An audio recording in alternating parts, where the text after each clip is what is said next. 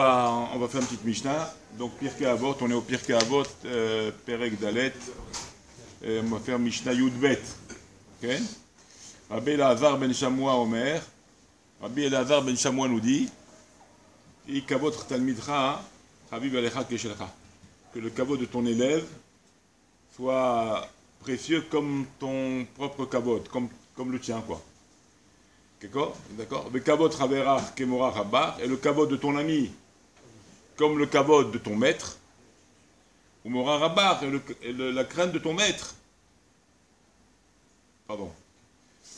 Kavod ravercha, le kavod de ton ami kemora rabar, comme la crainte de ton maître, et la crainte de ton maître, ou mora rabar, et la crainte de ton maître kemora shamaim, comme la crainte de Dieu. D'accord? Là, il y a Stam, une Nekuda, pas vraiment, on peut la rentrer avec la Mishnah, mais il y a une histoire qu'on ramène dans différentes Gemarot avec Shimon Maasuni, vous connaissez ça? Il y en a qui disent c'est Nehemia ben Maasuni. Sur Mesechet, on peut voir ça, Mesechet Psachim. On peut voir ça Masechet Kiddushin, au Daf Nun Vav, on peut voir ça Masechet Baba Kama. Masechet Baba Kama, on peut voir ça. Dans tous ces endroits-là, on parle de cette histoire-là. Et on nous raconte qu'il était Doresh, Kol Etim Sheba Torah. Tous les Et qui y a Torah, il était Doresh. Tous les Etim Sheba Torah. Et quand il arrivait, et Hashem Elokecha Tira, il a été bloqué. Et, tu craindras l'Éternel ton Dieu. Il a dit, qu'est-ce que je vais dire sur le Et? Et, c'est un principe, tous les Et dans la Torah, les rabot, c'est pour ajouter. Quand il arrive au Et Hashem Elokecha Tira, tu craindras l'Éternel ton Dieu. Et Hashem Elokecha Tira. Donc il a dit, qu'est-ce que je peux rajouter? La crainte de Dieu. Qu'est-ce qu'il faut rajouter? Qui on peut associer avec ça? Qui on peut rajouter? Il s'est arrêté d'être Doresh, les Etim Sheba Torah. Okay? Alors, à ce moment-là, il a été Poresh. Il a arrêté. Ils lui ont dit, mais comment tu t'arrêtes les élèves sont venus, comment surtout le travail que tu as fait maintenant, tu vas tout ce que tu as fait, c'est ce qu'il ou maintenant il n'y a plus... Il était proche, c'est-à-dire il s'est écarté, il n'a plus voulu faire ces choses-là. Mais il a fait déjà un travail, il a fait toute la Torah Kula, excepté celui-là, il était bloqué. Alors il a tout arrêté. Alors de la même manière qu'il a été Doresh, qu'est-ce qu'il a répondu à ses élèves? Il a dit de la même manière que j'ai eu un salaire sur la dracha, j'ai un salaire sur le fait que j'ai expliqué les etim, j'ai expliqué tous les et de la Torah, ben j'ai la même manière, j'ai un salaire à quitter ça. Si j'ai une erreur ou si j'ai quelque chose, et de comprendre tout de suite mon erreur ou l'impossibilité d'expliquer, eh ben, j'ai autant un salaire de quitter la chose. Autant j'ai un salaire de faire la chose, d'expliquer les choses, autant j'ai un salaire quand je ne sais pas ou quand je ne comprends plus la situation, comme ici le Et Hashem Elokecha Tira, il ne savait pas comment l'expliquer, ben, j'ai autant la mitzvah de quitter la chose. On va être bien payé. Hein? On va être bien payé, on a quitté. C'est l'homme. Alors, Sheba Rabbi Akiva, il est venu Rabbi Akiva. Qu'est-ce qu'il est venu Rabbi Akiva?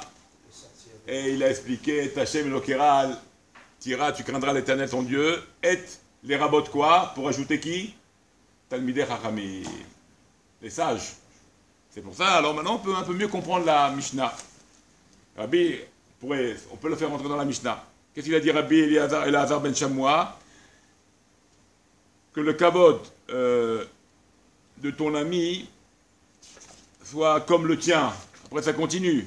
Et que le kavod de ton élève soit comme le tien. Le kavod de ton ami soit comme le kavod, la crainte de ton maître. Et la crainte de ton maître comme celle de Dieu. Alors là on peut dire le kavod de ton maître comme celle de Dieu, effectivement. Puisque maintenant, Rabbi Akiva était Doresh. Que le kavod du maître est comme celle de Dieu, puisqu'on a dit avec le Et, il a rajouté les Chachamim à l'égal, Kaviachol, dans le kavod, à donner à Dieu. Comme le kavod qu'on donne à Dieu, comme on doit donner au chachamim. Vous imaginez l'idée, c'est Rabbi Akiva qui était d'Oresh ça.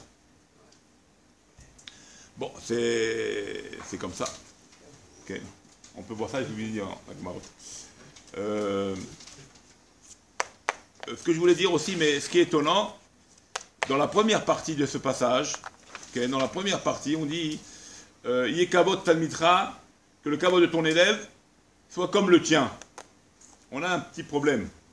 Parce que dans la Mishnah, dans le Perek Vav, ça c'est le Perek Dalet, Mishnah, Yudbet, 12.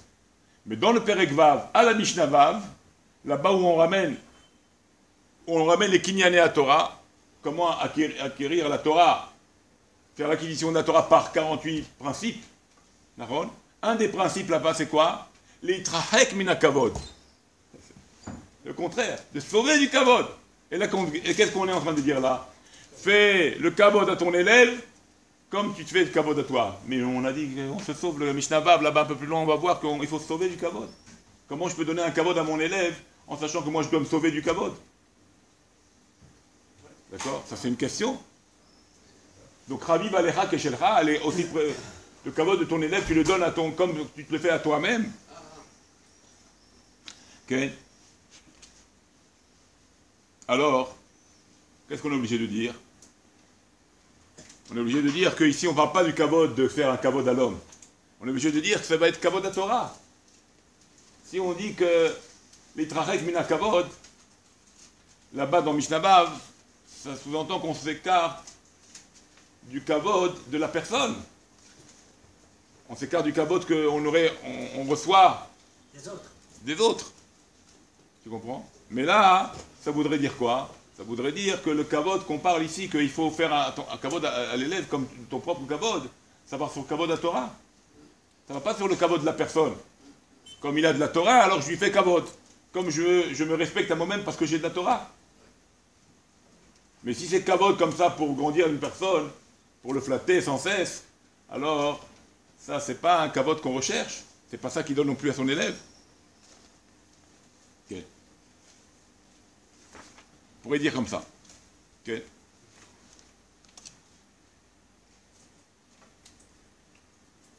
Ok. Et donc, comme on a dit aussi, maintenant, si on fait attention, il y a quelque chose qui est un peu bizarre aussi. J'ai vu ça dans la Mishnah, aussi dans cette même Mishnah, où il est dit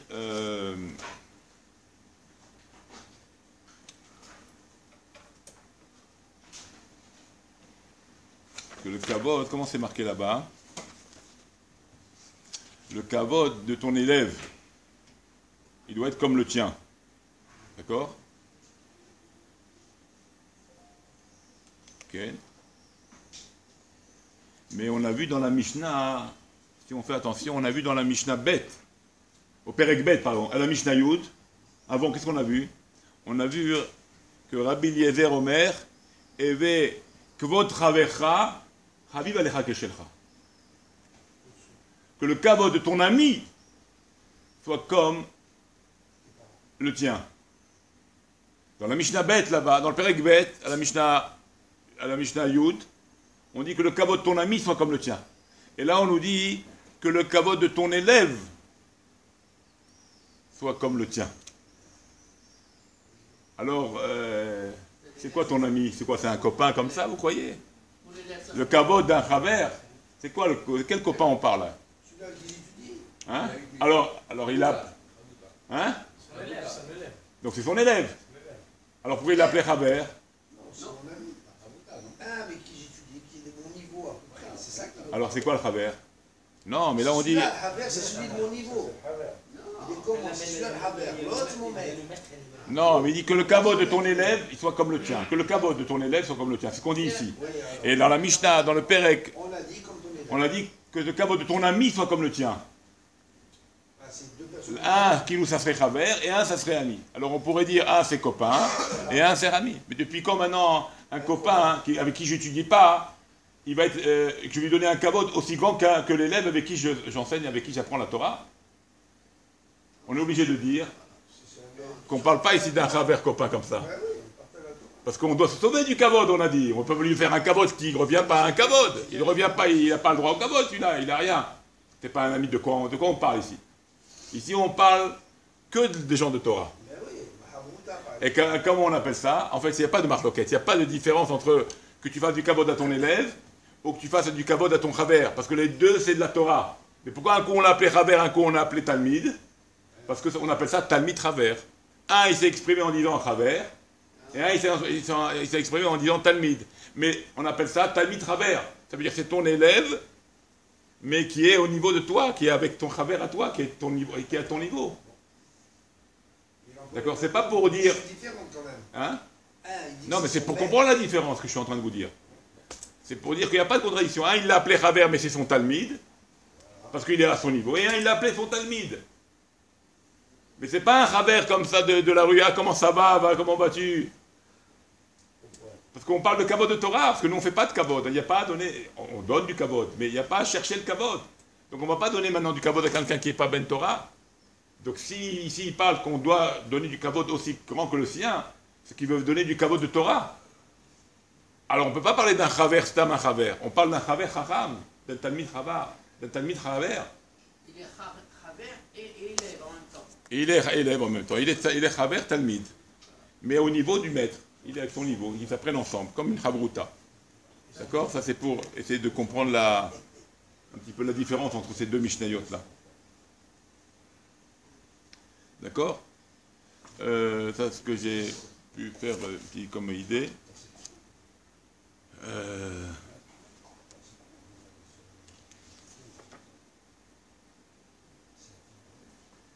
Il y a aussi le inyan de...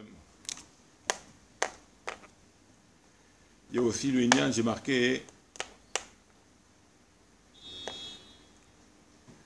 la Gemara dit comme ça, j'ai ramené le passage qui dit dans la Gemara, qui ramène le inyan de...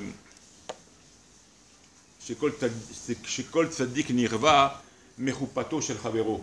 Il y a un principe comme ça qui est dit dans la Gemara.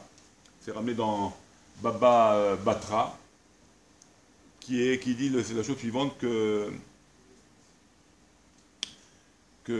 tout tzaddik nirva, il sera nirva brûlé, touché, on va dire. Brûlé, touché, brûlé, pas brûlé, brûlé, ça brûle. Mechupato shel chavero, de la choupa de son chaver. Alors j'ai voulu dire à ce sujet-là, la chose suivante, que le sujet de la Torah, il est comme ça. Quelqu'un, il étudie. J'étudie. D'accord? Alors il y en a qui vont étudier en profondeur, avec tout ce qu'ils peuvent étudier, au maximum de leur esprit. D'accord? L'autre à côté, il a fait par exemple une heure d'étude comme ça profonde, très avancée, très poussée, au maximum de ce que son CRL peut donner. Il cherche au maximum. D'accord? Et l'autre, il étudie le même temps, une heure de temps, l'autre aussi il fait le même temps. D'accord? Mais il étudie quelque chose de plus simple. La Gada, il y a une petite histoire. D'accord? Et le aussi passe une heure aussi à étudier. Les deux, ils ont étudié la Torah. Les deux, ils ont un salaire. D'accord? Mais peut-être ici, qu'on pourrait dire comme ça. C'est ça l'idée ici, que l'autre, il est brûlé sur la choupa de son ami. Le tzaddik, il est brûlé sur la choupa de son ami. Pourquoi? Parce que celui-là qui a étudié plus intense, de manière plus profonde, ou de manière plus intense, où il a mis son maximum du sechel, où il a mis le maximum de son sechel, ce qu'on appelle le hamal. Okay? Il a mis du hamal dans son étude. Peu importe l'étude maintenant, mais il a mis du hamal, il a mis de l'énergie, il a mis des efforts. Il a étudié une heure, l'autre il n'a pas fourni d'efforts. Alors c'est peut-être ça l'idée ici, que la roupa de celui-ci brûlera la roupa de l'autre. C'est vrai que tu as mis une heure, c'est vrai que tu as mis le même temps, on a étudié en même temps, mais toi tu as étudié sans te faire l'effort, et l'autre il a étudié en faisant l'effort. Alors c'est peut-être ça l'idée aussi de dire que la roupa de celui-ci brûlera la roupa de l'autre. C'est-à-dire que l'effort, pourtant les Berukotai, ça va être ce qu'on va voir dans cette paracha, d'accord? Que l'union de l'effort, c'est lui qui fait pas seulement le salaire, mais c'est lui qui donne la puissance, quoi. Tu comprends? C'est lui qui donne la puissance. Donc le salaire, le hamal, l'effort, donne toute l'énergie à la Torah et fait que, effectivement, l'autre qui a étudié aussi avec toi, mais quelque chose de moins fort que toi, ou pas moins fort que toi, il a moins, avec moins de volonté, moins d'investissement, et ben il sera en dessous de toi. Il sera brûlé par toi. Il sera brûlé par toi. L'idée, quoi. Donc on voit que l'effort, quelque part, on pourrait dire que l'effort, il est très important. D'accord? Ils ont étudié la même chose. Hein? Non. Ils peuvent étudier la même chose, mais un, il fait beaucoup d'efforts pour arriver à ça, et l'autre, c'est facile, c'est une lecture pour lui. Si l'autre il est plus intelligent. Okay. Et bien ça veut dire qu'il n'est pas à ce niveau-là, il doit monter son effort. C'est ça qu'on veut te dire. S'il est plus intelligent, mais pour lui ça ne fournit aucun effort, c'est pas ça que Dieu il attend de lui. S'il est tellement intelligent, il doit donner encore plus d'efforts à essayer de comprendre des choses qu'il n'arrive pas à comprendre. C'est ça le travail. Si un bonhomme il se suffit à lire des choses simples et qu'il est très intelligent, on va c'est pas que ça sert à rien, on va lui dire tu n'as pas fait l'effort de la Torah. Tu n'as pas utilisé le potentiel. Voilà, tu n'as pas utilisé ton potentiel au maximum. Tu comprends? Donc c'est un petit peu l'idée, quoi. Ok. Ensuite,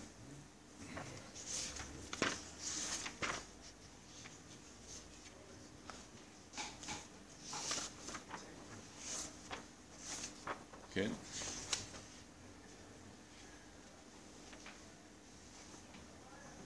Voilà.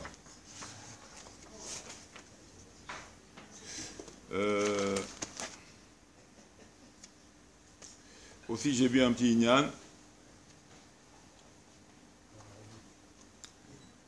que le Gemara dit ça aussi, elle ramène ce passage-là, j'ai vu ça dans Brachot, au Daf Lamed Dalet, où la Gemara nous dit que Kol HaNeviim, c'est l'heure. Excusez-moi, bon on va s'arrêter là, on parlera ça demain, si Dieu. Je n'ai pas fait attention.